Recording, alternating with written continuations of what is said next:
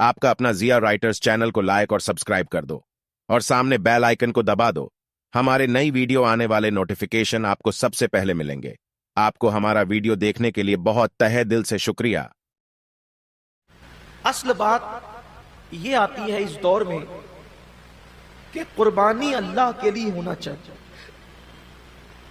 कुर्बानी, बल्कि कुर्बानी ही नहीं, हर काम अल्लाह के लिए होना चाहिए। लेकिन कल तक शादियों में दिखावा था, कल तक जाहिरी अमाल में दिखावा था, और अब लोगों के यहां इबादत में भी दिखावा पैदा हो गया। और खास तौर पर कुर्बानी के मौके पर यह चीजें ज्यादा देखने में आती है कि लोग दिखावा ज्यादा करते हैं और लोग इस पर गुफ्तगू करते हैं कि इसका जानवर इतने में आया और उसका जानवर उतने में आया। आप जानवर कितने का लाते हैं ये अल्लाह के नजदीक अहम नहीं है। आप जानवर कितने का लाते हैं ये अल्लाह के नजदीक अहम नहीं है। आप जानवर क्यों ला रहे हैं ये अल्लाह के नजदीक अहम है। इसलिए कि हदीस पाक में आता है कि क़यामत के दिन जब इंसान के अमाल का दफातर लेकर फरिश्ते अल्लाह की बारगाह में पहुंचेंगे तो उनकी नेकियां बहुत सारी होगी और फरिश्ते पेश करेंगे, अल्लाह ये कितनी नेकियां लेकर के आया है। अल्लाह फरमाएगा, फरिश्तों तुमने सिर्फ नेकी लिखी है कि इसने नेकी की है, तुम्हारी नजर नेकी पर है, मेरी नजर नेकी क्यों की है उस पर है, क्योंकि वो अलीमुम बिज़ाति सुदूर है, वो अलीम व खबीर है। अल्लाह फरमाते हैं कि इसने किया क्यों है, उसकी उस पर मेरी नजर है। ऐ मेरे फरिश्तों, इसने नेकी तो की है मगर मेरे लिए नहीं की है, इसलिए इसे घसीटते हुए जहन्नम के अंदर ले जाओ। इंसान कितना लगा रहा है ये कीमती नहीं है, क्यों लगा रहा है? लिल्लाहि रब्बिल आलमीन, अल्लाह के लिए होना चाहिए।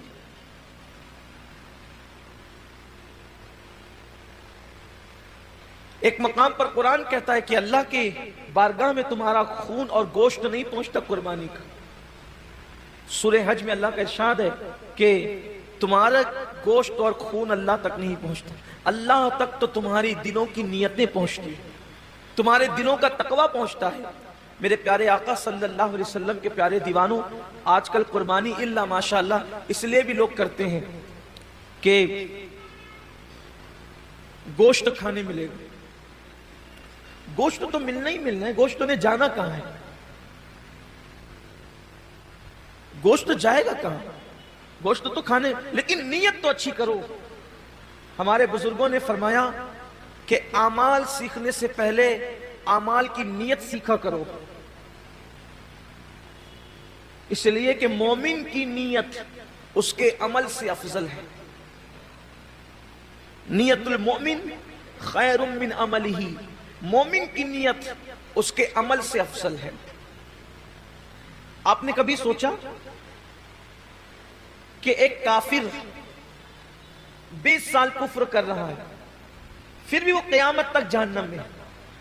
20 साल ही नहीं बल्कि साल भर भी कुफ्र करे तो भी जहन्नम में, 6 महीना भी काफिर रहे तो भी जहन्नम, उसी हालत पे मरा तो जहन्नम में। एक दिन भी कुफ्र किया और वो कुफ्र पे मरा तो जहन्नम में। क्यों है?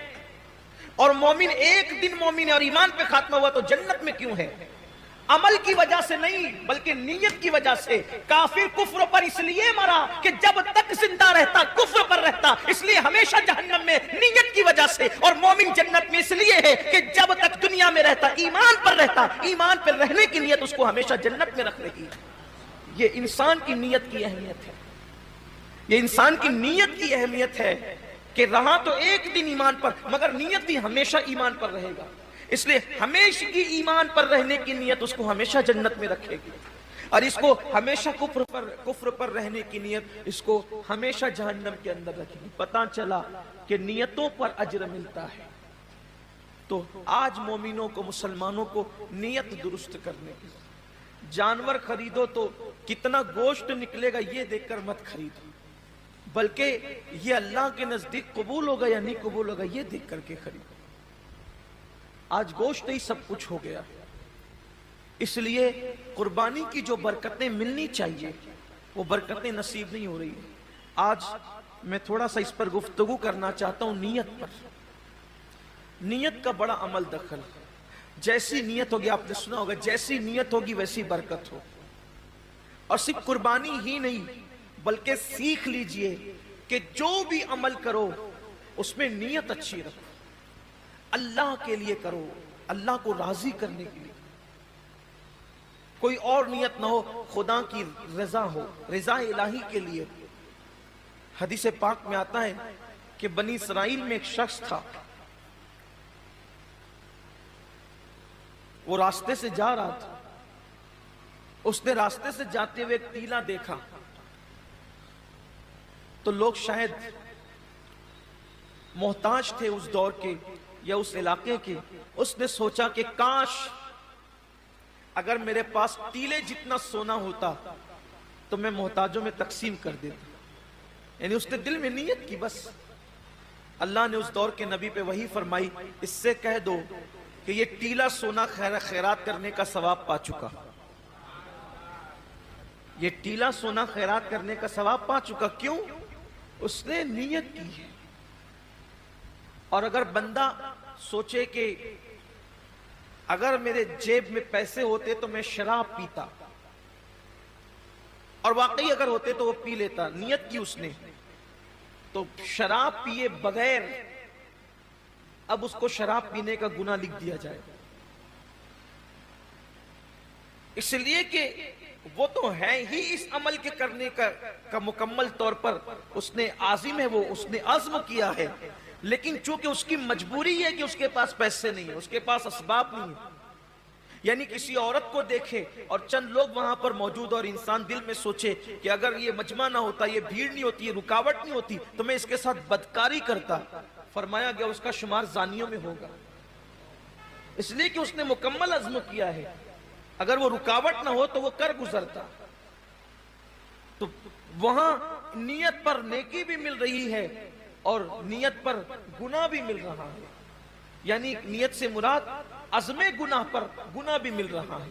میرے آقا صلی اللہ علیہ وسلم کے دیوانوں، تو اللہ کے لیے بہت ساری عبادتیں انسان اللہ کے لیے نہیں کرتا، دکھاوے کے لیے کرتا ہے یا کسی اور نیت سے کرتا ہے، تو نیکی کر کے بھی وہ نیک نہیں ہوتا، بلکہ وہ اپنے ذوم میں اپنی فکر میں نیکی کر رہا ہوتا ہے، لیکن اس کا شمار گناہ کرنے والوں میں ہوتا ہے۔ جیسا کہ ایک حدیث پاک ہے، اس کے راوی حضرت سیدنا ابو ہریرہ رضی اللہ تعالیٰ عنہ ہے۔ جب حضرت ابو ہریرہ رضی اللہ تعالیٰ عنہ تشریف لے گئے ملک شام، تو ملک شام پہنچنے پر لوگوں نے آپ سے عرض کی کہ اے صحابی رسول، اے اللہ کے رسول صلی اللہ علیہ وآلہ وسلم کے صحابی، آپ نے آقا کریم صلی اللہ علیہ وآلہ وسلم کی زیارت کی ہے، آپ ایک کام کریں کہ آپ ہمیں اللہ کے رسول علیہ السلام کی کوئی ایسی حدیث سنائیں جس پر ہم عمل کر کے نجات پائیں۔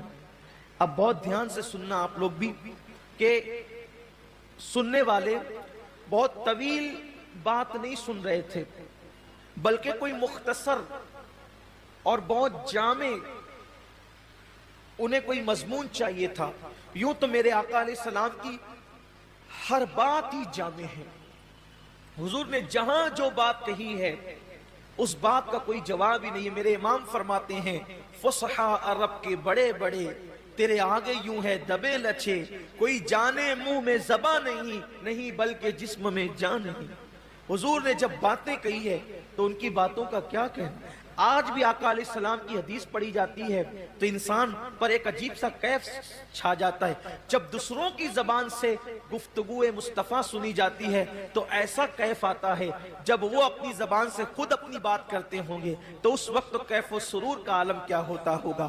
تو آقا کریم صلی اللہ علیہ وآلہ وسلم کے صحابی حضرت ابو ہریرہ رضی اللہ تعالیٰ سے اہل شام نے کہا، اے ابو ہریرہ، آپ آقا کریم صلی اللہ علیہ وآلہ وسلم کی کوئی ہمیں ایسی حدیث سنائیں کہ جس پہ عمل کر کے ہم نجات پائیں۔ اب یعنی کہ سنا تو بہت تھا حضرت ابو ہریرہ نے، لیکن اب کوئی ایسی روایت اس میں سے نکالنا ہے جو مختصر بھی ہو اور لوگوں کے لیے راہ نجات بھی ہو۔ اللہ اکبر۔ سیدنا ابو ہریرہ گویا کہ اپنے حافظے پر جو ہے وہ زور دینے لگے کہ میرے پاس جو ذخیرہ حدیث کا میرے حافظے کے اندر ہے ان میں سے کوئی ایک ان کو سنانا ہے، لیکن روایتوں میں آتا ہے، راوی بیان کرتے ہیں ہیں کہ جیسے ہی حضرت سیدنا ابو ہریرہ رضی اللہ تعالیٰ عنہ کو وہ حدیث یاد آئی وہ جس کو بیان کرنا چاہتے تھے، حضرت ابو ہریرہ صرف حدیث کا مضمون یاد کر کے بے ہوش ہو کے زمین پہ گر جاتے ہیں۔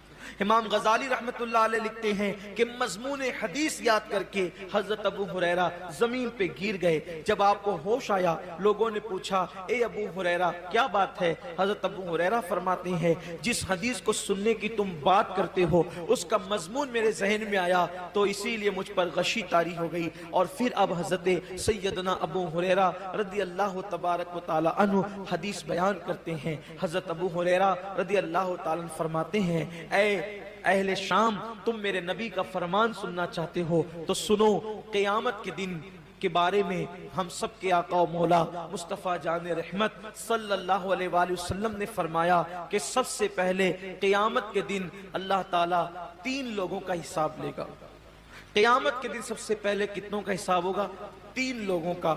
اور اللہ کے رسول علیہ السلام نے فرمایا کہ شہید، جو شہید ہوا تھا، یعنی جس نے جام شہادت نوش کیا تھا، شہادت سے بڑھ کر کوئی عمل ہو سکتا ہے؟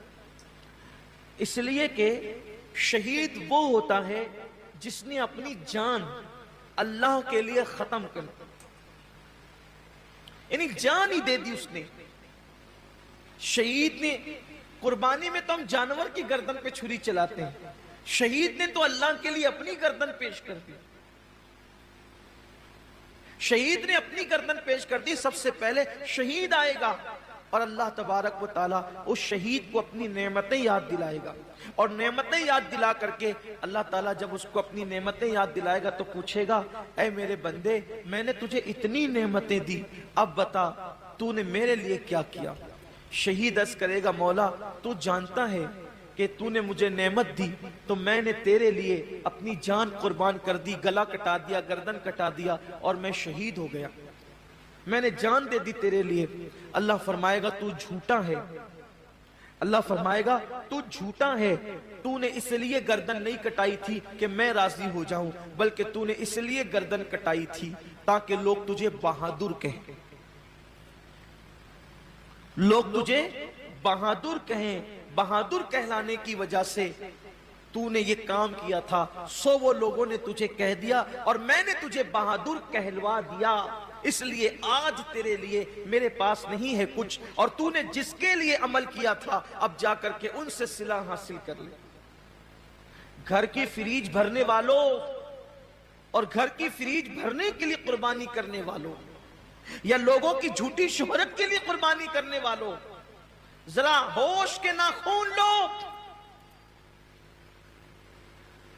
یہاں تو جانور کی گردن پہ چھری ہے، وہاں تو اس نے اپنی گردن کٹائی۔ اللہ فرمائے گا تو جھوٹا ہے، بہادر کہلانے کے لیے شہید ہوا تھا، جس کے لیے تو نے یہ کام کیا تھا جا کے ان سے صلہ حاصل کر، آج تیرے لیے میرے پاس کچھ نہیں ہے۔ اور اللہ فرشتوں سے کہے گا اس بدبخت کو گھسیٹ کر کے جہنم میں لے جاؤ۔ میں یہ نہیں کہتا کہ قربانی کا گوشت گھر میں رکھنا جائز نہیں، پورا بھی رکھ سکتے ہو، لیکن اللہ کے لیے تو کوئی قربانی کرے۔